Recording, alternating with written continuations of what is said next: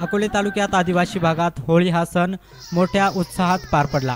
अकोले तालुक्यातील खेड्यापाड्यात वाडी वस्तीवर आदिवासी समाजातील मुख्य असलेला होळी हा सण पारंपरिक पद्धतीने दरवर्षी साजरा होत असतो।